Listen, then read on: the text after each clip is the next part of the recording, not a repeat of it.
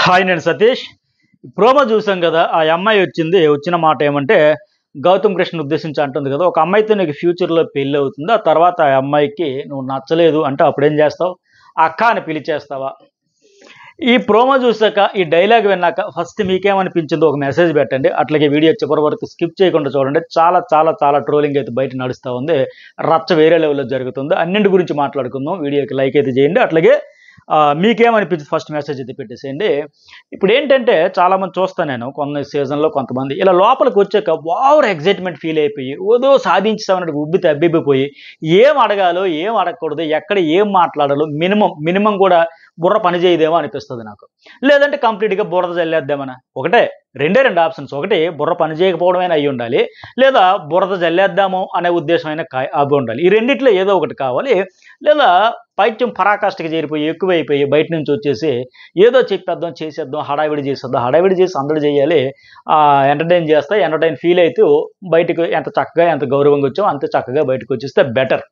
అంతే తప్ప ఇప్పుడు ఎట్లా ఉంటుందంటే, ఇప్పుడు బయట నుంచి వచ్చారు, సీరియల్స్ చేస్తున్నారు, సినిమాలు చేస్తున్నారు, లేకపోతే ఇలాంటి షోలో చేస్తున్నారు అంటే అన్నీ ఓకే, అన్నీ యాక్సెప్ట్ చేస్తారు, ఆదరిస్తారు, ఆ ఫీలింగ్ ఏం ఉండదు. కానీ ఇలాంటి పెద్ద పెద్ద ప్లాట్ఫామ్స్ మీదకి వచ్చేటప్పుడు ఏం మాట్లాడుతున్నామో కూడా ఆలోచించాలి కదా. మొన్న మణికంఠ విగ్గు గురించి కూడా ఇట్లాగే ఏమి కామెంట్లు చేసి ఎగతాళి చేసి ఎకిలి చేష్టలతో ఎకిలి నవ్వులతో ఒక ఆర్టిస్ట్ ఇంకొక ఆర్టిస్ట్ను ఎలా చేస్తారు, ఇట్లా మాట్లాడతారు, ఆర్టిస్ట్గా బాధ అర్థం చేసుకోకపోతే ఆ ప్రొఫెషన్లో అవసరాలు ఉంటాయి. దాని ప్రకారం పైగా అది తప్ప, నేరమా, ఘోరమా, దారుణమా, ఎవరికైనా అన్యాయం చేసాడా? సో విగ్గు పెట్టుకుంటే తప్పే ఉంది. దాని గురించి అంత ఎగతాలు చేయడం ఏంటి, అంత వెకిలి ఎందుకు, అంత పోక్ చేయడం ఏంటి అని విపరీతంగా వచ్చింది, విపరీతమైన ట్రోలింగ్. అప్పుడు కూడా ఫేస్ చేయాల్సి వచ్చింది. అసలే ఇప్పుడు మళ్ళీ ఏంటి, అప్పటికే ఆ టాపిక్ మీద బాగా ట్రోలింగ్ జరుగుతున్న సమయంలో ఆ సెన్సిటివ్ టాపిక్ మీద ఒక షోలో హడావిడి చేసింది, చాలా ఓవర్ చేసిందని ఆడియన్స్ నుంచి అయితే తీవ్రమైన విమర్శలు వచ్చాయి. ఆ తర్వాత ఏమైంది, అయ్యో నేను విగ్గే వాడకపోతే నాకు షోలు నడవు, నేను చేస్తాను, నన్ను క్షమించండి, నా ఉద్దేశం ఎగతాళి చేయడం కాదు, ఏదో కామెడీ కోసం అనుకుంటే బిస్కెట్ అయిపోయింది, నా పాటలు పడింది. ఇలాంటి నోటి దూల మాటల వల్ల చేష్టలతో ఫైనల్లీ ఎడ్డిమేళం అనిపించుకున్నది తమరే తప్ప షో చూసే ఆడియన్స్ కాదు. నువ్వు ఇలాంటి చేసేటప్పుడు చప్పట్లు కొట్టేసి విజల్ వేసేసి నవ్వేసి వాళ్ళు కూడా కాదు. బాబాయ్ ఇలా చేసింది ఏంటో నవ్వుకుంటారు, వదిలేస్తారు. నవ్వులు పాలు అయిపోతాం, మనం నవ్వించేస్తున్నాం అనుకుంటాం, కానీ నవ్వులు పాలు అయిపోతున్నాం అన్న విషయం కూడా తెలుసుకోవాలి. నీ చేష్టలతో మాటలతో చుట్టూ ఉండే వాళ్ళకి ఎఫెక్ట్ కాదు, నీకే ఎఫెక్ట్ అయింది. దాని ఫలితం ఆల్రెడీ ఆ మణికంఠ విగ్గు విషయంలో చేసిన దానికి సమాధానం చెప్పుకొని క్షమాపణ చెప్పుకునే పరిస్థితి వచ్చింది. మళ్ళీ ఇప్పుడు ఇక్కడ ఈ కెలకడం అవసరమా? ఆయన అక్కని ఏ సందర్భంలో అన్నాడు తెలీదా? నోట్లో పాల పీక పెట్టుకునేంత చిన్నారివా, బుజ్జి పాపాయివా, నీకేం అర్థం కాలేదా? ఆయన అక్కని ఏ సందర్భంలో అన్నాడు? ఇప్పుడు తెలుగు రాష్ట్రాల్లో ఫీలింగ్స్, ఎమోషన్స్తో గేమ్స్ ఆడేవాళ్ళని డీజే టిల్లు సినిమా తర్వాత ఆ రాధిక అక్క క్యారెక్టర్, ఆ సినిమాలో ఆ క్యారెక్టర్ చూసిన తర్వాత, ఆ కాన్సెప్ట్ని డిజైన్ చేసిన తర్వాత ఎవరికైనా అట్లాగే అంటున్నారు, ఎమోషన్స్తో ఫీలింగ్స్తో ఆడుకుంటే ఆ ఉద్దేశంతో అంటా ఉన్నారు.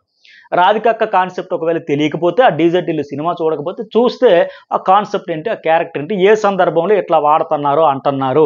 ఒక రకంగా చెప్పాలంటే దౌర్భాగ్యమే. అక్క అనేదాన్ని ఇట్లా 2000 ఇలా ఎవరైనా గేమ్స్ ఆడుకుంటే ఫీలింగ్స్తో ఎమోషన్స్తో ఆడుకుంటే ఇట్లా కంపేర్ చేస్తే ఆ సినిమా తర్వాత యూత్లో మెయిన్ అయితే ఇది నడుస్తూ ఉంది. అది ఆ కాన్సెప్ట్ చూస్తే, ఆ సినిమా చూస్తే, అందులో ఆ క్యారెక్టరైజేషన్ చూస్తే అర్థమైతే ఆయన అక్క అనేది ఏ యాంగిల్లో అన్నాడు,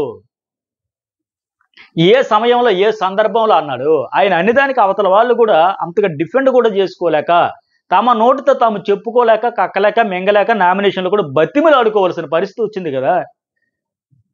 ప్లీజ్ అనొద్దు గౌతమ్, అనొద్దు, ఆ మాట అనొద్దు, అక్క అనొద్దు, నా టాపిక్ తీయొద్దు అని అంతా అల్లాడిపోయి డిఫెండ్ చేసుకోలేని పరిస్థితిలో టాపిక్ డైవర్ట్ చేయి, మార్చి ఇంకేదైనా పాయింట్ చెప్పు, ఆ టాపిక్ మాత్రం అనొద్దబ్బా, అది మాత్రం అనొద్దబ్బా అని వాళ్ళే అనుకుని అంతలాగా చేసుకుంటే, ఎందుకు ఆయన అన్నాడు అంటే, ఇప్పుడు రాధిక అక్కన ఉద్దేశంతోనే ఆ యాంగిల్లోనే అన్నాడని వీళ్ళకి గొంతులో పచ్చి వెలక్కాయ పడ్డట్టు ఉక్కిరి బిక్కిరి అయిపోయి ఊపిరాడక ఆయనకు సమాధానం కూడా చెప్పలేక, ఎందుకు అనొద్దు చెప్పు, అక్క అనొద్దు ఎందుకు చెప్పండి, ఏమని చెబుతారు? నీ ఫీలింగ్స్తో ట్రయాంగిల్ కోసం ఎవరినో రెచ్చగొట్టడానికి ఇట్లా చేసాం, ఆడుకున్నారని చెబుతారు ఏంటి? చెప్పుకోలేక దిక్కులు చూసుకున్నారు, బతుకులు ఆడుకున్నారు. సో నువ్వేంటంటే మొత్తం కాన్వర్జేషన్ అంతా చూస్తే మీకు అర్థమవుతుంది. మొత్తం చూడకుండా ఎక్కడో ఏదో నీ దోస్తులు చెప్పారని చిన్న రీల్స్, మీమ్స్, ట్రోల్స్ ఒక బిట్ చూసేసి వచ్చేసి ఒకటో అరవో ఒక ఎపిసోడ్ సగం తలా తోకలేని ఎపిసోడ్ చూసేసి వచ్చేసి ఎలా పడితే అలా ఇంత పెద్ద ప్లాట్ఫామ్ మీద మాట్లాడేస్తాం, ఏదో ట్రిగ్గర్ చేసేస్తాం అవతల వాళ్ళు అనుకుని మనం ఆడియన్స్లో ట్రిగ్గర్ అయిపోతాం. ఇప్పుడు నిన్న వచ్చేటప్పుడు ఈ అమ్మాయి లైవ్లో చూసేటప్పుడు కేపీహెచ్బిలో మనం మాట్లాడుకున్నాం కదా, నిఖిల్ గుర్తుందా, వచ్చే సీజన్లో మనం వెళ్దామని అడిగింది. ఓకే, తన ఫ్రెండ్ ఓకే నెక్స్ట్ వెళ్తే వెళ్దామని మాట్లాడుకున్నారు. ఓకే, నీ ఫ్రెండ్స్ అయితే ఎవరైనా హౌస్లో ఉన్న వాళ్ళు నీ ఫ్రెండ్స్ అయితే వాళ్ళకి సపోర్ట్ చేయి, ఫ్రెండ్లీగా ఎంకరేజ్ చేయి, నీ చాలా గేమ్ బాగుందని అంతవరకు చెప్పుకోవచ్చు. కానీ మిగతా వాళ్ళ మీద నీ ఫ్రెండ్స్ కాని వాళ్ళకి, నీ ఫ్రెండ్స్కి ఎనిమిగా, యాంటీగా, అపోనెంట్గా, స్ట్రాంగ్ కాంపిటేటర్గా అవుతున్న వాళ్ళ మీద ఇలా బురద చల్లేద్దాం అనుకుంటే మనమే ఆ బురదలో కూరుకుపోతామనే విషయం మనకి ఎప్పుడు తప్పుతుంది, ఎప్పుడు అర్థమవుతుంది. ఇప్పుడు ఆ బురద కడుక్కోలేక, క్షమాపణలు చెప్పుకోలేక నానా అవస్థలు పడాలి. ఆల్రెడీ మణికంఠ విషయంలో పడ్డావు కదా, మర్చిపోయావా? ఇప్పుడు మళ్ళీ బురద చల్లే ప్రయత్నాలు. ఎట్లా ఉందంటే చూసి ఆడియన్స్ కూడా ఏంది వీళ్ళందరూ గూడు పుట్టనియే ఏంటి? ఇప్పుడు లోపలికి వెళ్ళి ఆడుతున్న వాళ్ళంతా గూడు పుట్టానియే, బయట నుంచి వెళ్ళే మీరు కూడా ఈ గూడు పుట్టానిలేగా ఒకరినే టార్గెట్ చేసి ఒకరినే బురద చల్లేస్తామంటే ఎట్లా అమ్మా? కొంచెమైనా కామన్ సెన్స్ అంటూ ఉండాలి కదా. అంత పెద్ద ప్లాట్ఫామ్ మీదకి వెళ్ళి కోట్ల మంది చూసే షోలో ఏం మాట్లాడుతున్నావు అర్థం కావాలి కదా, ఆలోచన ఉండాలి కదా. ఇన్ని మాటలకి అందరూ ఆడియన్స్, తెలుగు వాళ్ళందరూ హర్ట్ అయిపోయే పరిస్థితి వస్తుంది ఇక్కడ. ఎందుకంటే ఇక్కడ పెళ్ళైన అమ్మాయికి నువ్వు నచ్చలేదు, పెళ్లి చేసుకున్నావు, పెళ్ళైన అమ్మాయికి నువ్వు నచ్చలేదు, నచ్చకపోతే అక్క అనేస్తావా, ఆ అక్కని పిలిచేస్తావా? ఏం మాట్లాడుతున్నావు అసలు?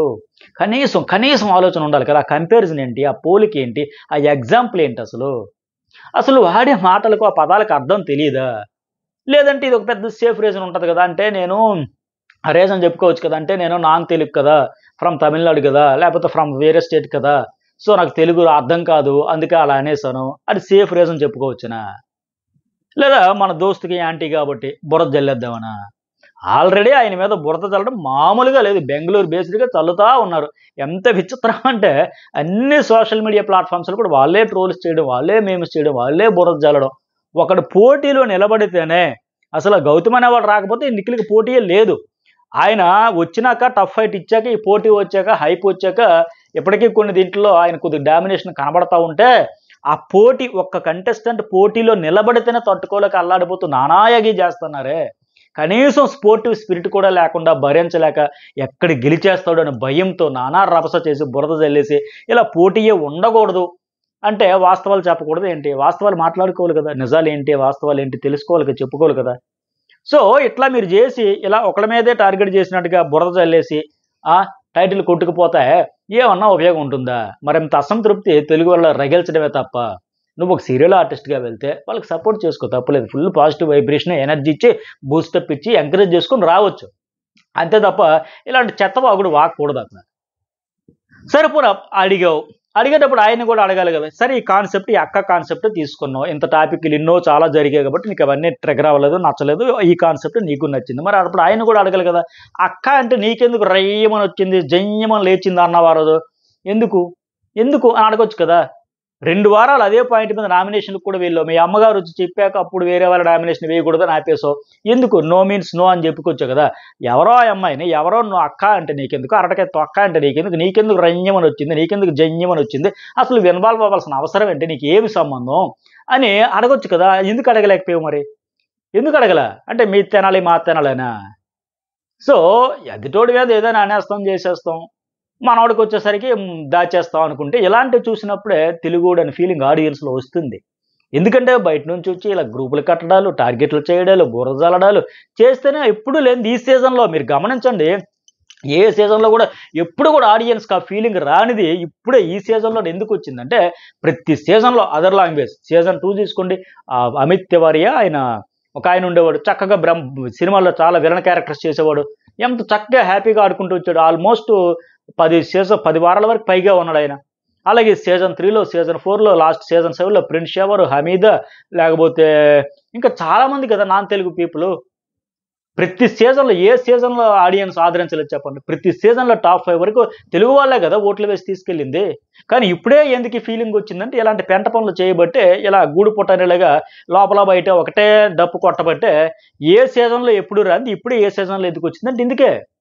ఒక రూట్స్, ఒక బేస్ అని చెప్పేసి ఇలా గ్రూప్గా గూడు పుటానిగా ఒకరినే ఇచ్చేద్దాం అనేటప్పుడే వస్తుంది ఖచ్చితంగా. పైగా ఇప్పుడు ఏంటి అసలు సమయం, సందర్భం, అసలు అవసరం ఆ టాపిక్? ఎప్పుడో అయిపోయింది. ఆ అమ్మాయి కూడా బయటకు వచ్చేసింది. ఇప్పుడు అవసరమా?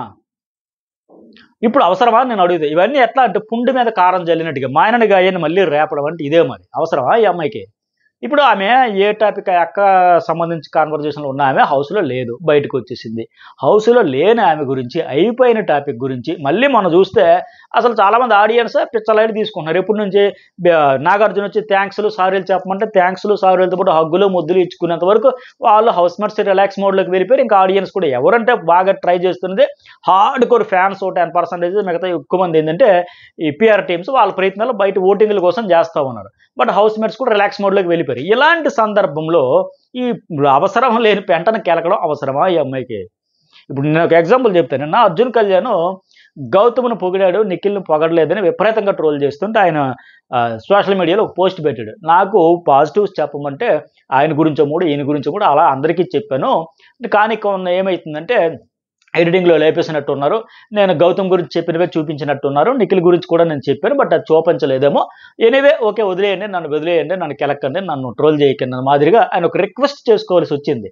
అంటే ఒక ఎగ్జాంపుల్ ఏంటంటే ఒక కంటెస్టెంట్ తన ఒపీనియన్ చెప్పిన, ఒక రివ్యూర్ తన ఒపీనియన్ చెప్పిన, ఒక సగటు ఆడియన్, ఒక కామన్ ఆడియన్ తన అభిప్రాయాన్ని చెప్పిన ట్రోలింగ్తో అంతలా వేధిస్తూ ఉన్నారు. మామూలు వేధింపులు కాదు.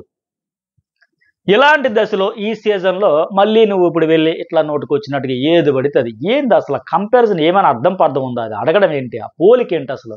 ఒకవేళ అడిగావు అప్పుడు అదే సందర్భంలో మొత్తం ఇద్దరు వెర్షన్ కూడా వినుంటే అప్పుడు ఫైనల్గా సరే ఈ అమ్మాయి ఒక పెద్ద మనిషి పాత్రలో వచ్చింది, ఇద్దరికి అసలు ఏం జరిగింది ఒక క్లారిఫికేషన్ కోసం సీజన్ ఎండింగ్లో ఒక నీకు స్థాయి పెరిగేదేమో.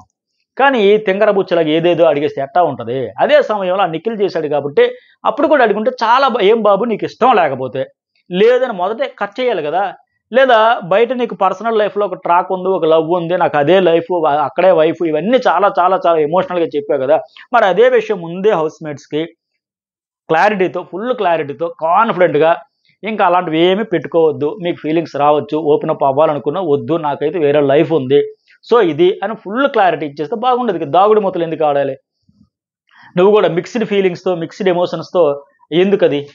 సో నువ్వు అట్లా ఆడబట్టే కదా ఇట్లా వచ్చింది. దీపం చుట్టూ పురుగులు తిరిగినట్టుగా నీ చుట్టూ తిరిగారు కదా, నువ్వు ఓపెన్ అప్ అయ్యి ఉంటే బాగుండేది కదా, ఎందుకు చెప్పలేదు అని. అసలు నువ్వు ఓపెన్ అప్ అయ్యి ఉంటే అసలు విషయం చెప్పేసి ఉంటుంటే ఈ గోలే ఈ పంచాయతీ లేకపోయేది కదా అని ఆయన కూడా అడుగుంటే ఈ అమ్మాయి చాలా బాగుండేది కదా. అంతా అయిపోయాక ఫ్యామిలీ వీక్ తర్వాతే ఎందుకు నీకు చెప్పాలనిపించింది అని ఆ యాంగిల్లో కూడా అడుగుంటే, ఒకవేళ ఏంటి అలాగేదో నీది లవ్ బ్రేకప్ అని చెప్పావు, నువ్వే చెబుతా ఉన్నావు, మళ్ళీ ఆవిడే లైఫ్ అంటావు, అదే లైఫ్ అంటావు. సో అలాంటప్పుడు ఏంటంటే నువ్వు ఇక్కడ ఎంతలా ఎమోషనల్ అయిపోయి ఆడుస్తూ ఉంటే కొంపదీసి ఇది కూడా ఏమైనా సింపతి గేమా, నీ స్ట్రాటజీయా? అందులో భాగంగా కోర్స్ ఒక్కొక్క సీజన్లో రకరకాల సింపతి గెయిన్ చేస్తారు, ఇది కూడా ఏమన్నా అట్లా కూడా అడుగుంటే బాగుండేది కదా. అవేం అడగకుండా కేవలం నీ ఫ్రెండ్కి అపోనెంటనో లేకపోతే నీకు నచ్చలేదనో లేకపోతే నీవేదో ఒక ట్రోలో ఒక మేమో ఏదో చూసావని చిన్న బిట్టు చూసావని వచ్చి ఇక్కడ ఇలా పడితే అలాగంటే ఎట్లా? అది ఈ అమ్మాయి చేసింది చాలా బ్లండర్. పర్సనల్ లైఫ్ వరకు పెళ్లి వరకు వెళ్ళిపోయి పెళ్లి చేసుకున్న ఆ అమ్మాయికి నచ్చకపోతే అక్క అనేస్తా. అసలు అర్థం ఉందా? పెళ్లి తర్వాత విడిపోతే ఎక్స్ వైఫ్ ఎక్స్ హస్బెండ్గానే ఉంటారు, కలిసి ఉంటే భార్య భర్తలుగా ఉంటారు, విడిపోతే ఎక్స్ వైఫ్ ఎక్స్ హస్బెండ్ అంతే తప్ప ఏ భార్య భర్తకు అక్క అన్న ఇట్లా అవ్వరు. బుర్ర తక్కువ మాట్లాంటివే. అసలు ఇలాంటి బుర్ర తక్కువ మాట్లాడే వాళ్ళు ఎందుకు పంపిస్తారా బాబు అనిపిస్తుంది ఆడియన్స్ చూసే వాళ్ళకి. ఆ ట్రాక్ ఆరంభ దశలో ఉండేటప్పుడు ఆమె తన ఫీలింగ్స్తో గేమ్స్ ఆడుతుందని, ఏ వచ్చి బీ పేవాలి, బీ వచ్చి సి పేవాలి, ఈ ట్రయాంగిల్ అంతా నడుస్తుందని, ఎవరికో మండించడానికి నన్ను ఆటలో అరటిపండులో వాడుకున్నారని, ఎవరి కళ్ళల్లో ఆనందం కోసం తనకు పాయింట్ వచ్చినా రెడ్ టీంలో ఉన్నా సరే తనకి ఎగ్నెస్ట్గా, తన టీం అనే సపోర్ట్ కూడా లేకపోయి ఎగ్నెస్ట్గా ఆడడం, నిర్ణయాలు తీసుకోవడం, అక్కడ పండగలు చేసుకోవడాలు, ఇలాగ దబ్బుందనేది ఇవన్నీ కెలుక్కుంటిగో మళ్ళీ మొత్తం చరిత్ర అంతా తవ్వాల్సి వస్తుంది, సీజన్ మొదటి వరకు వెళ్లాల్సి వస్తుంది. సో ఆ సందర్భంలో తనను ఆటలో అరటిపండులో వాడుకున్నారని, ఎవరికో మండాలని, ఎవరికో కెలకాలని, ఎవరి కోసం ఎవరి ఫీలింగ్స్తో ఇవన్నీ చేశారని, తనను తీసేశారు, తొలగించేశారు ఆ రెడ్ టీంలు ఇవన్నీ తెలిసాక కదా రాధిక అన్న ఉద్దేశంతో, ఆ ఫీలింగ్స్తో గేమ్స్ ఆడుతున్నారనే ఉద్దేశంతో ఆయన అన్నాడు, నన్ను మోసం చేసింది నా ఎమోషన్స్తో, చెప్పాల్సి వస్తే ఓపెన్గా చెప్పొచ్చు కదా, వేరే వాళ్ళని రెచ్చగొట్టడానికి చేసిందనే ఉద్దేశంతో ఆయన అన్నాడు. సో ఇప్పుడు ఏమైంది? ఈ అమ్మాయి ప్రోమో వచ్చినప్పటి నుంచి మోత మోగుతుంది సోషల్ మీడియాలో. ఇప్పుడు ఏ ఉద్దేశంతో ఏ సందర్భంలో అన్నాడు తెలిస్తే ఈ తొక్కలో ఎగ్జాంపుల్ అడిగేదని కాదమ్మా నువ్వు. ఇప్పుడు ట్రోలర్స్కి మేమర్స్కి మెటీరియల్ అయిపోయింది ఈమె ఈ మాట వల్ల. సో రీల్స్ చూసేసి ఏదో ఒక డైలాగ్ వినేసి ఏదో చెప్పేయాలి, ఏదో చేసి ఆ యాత్రను దించుకోవాలి. ఆల్రెడీ ఇదే బిగ్ బాస్ సీజన్కి సంబంధించి మణికంఠను గెలికింది, ఆ విగ్గు గురించి ఎంత అవ్వాలో అంత అయ్యింది, గట్టిగా సెగ తగిలింది.